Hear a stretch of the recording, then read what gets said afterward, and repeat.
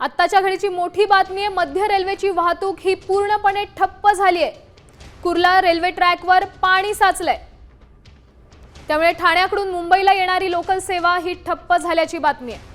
Kurla railway ट्रॅकवर पाणी साचलंय, त्यामुळे रेल्वे वाहतूक ही ठप्प झाली आहे। मुसळधार झालेल्या पावसाचा परिणाम हा रेल्वे वाहतुकीवर झालाय।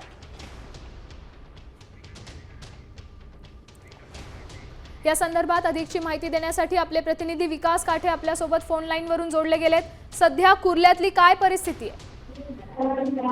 कुर्ला रेल्वे ट्रॅकमध्ये पाणी साचल्यामुळे याचा फटका ठाणेकरांना बसलेला आहे। ठाण्यातनं या ट्रेन मुंबईच्या दिशेने म्हणजे सीएसटीच्या दिशेने जाणार आहेत त्या पूर्णपणे थांबवण्यात आलेल्या आहेत। ज्या उपनगरातनं म्हणजे कल्याण, कर्जत, कसारा या ठिकाणावरून ज्या काय फास्ट लोकल येतील त्या फास्ट लोकलने जे काही चाकरमाने त्यांना आता मुंबई गाठावी लागणार आहे, कारण की ट्रॅकमध्ये भरलेल्या पाण्यामुळं ठाण्यावरनं सीएसटीच्या दिशेने जाणारी वाहतूक आता बंद करण्यात आलेली आहे आणि काळाकरता अशी सूचना रेल्वेच्या वतीने देण्यात आलेली आहे।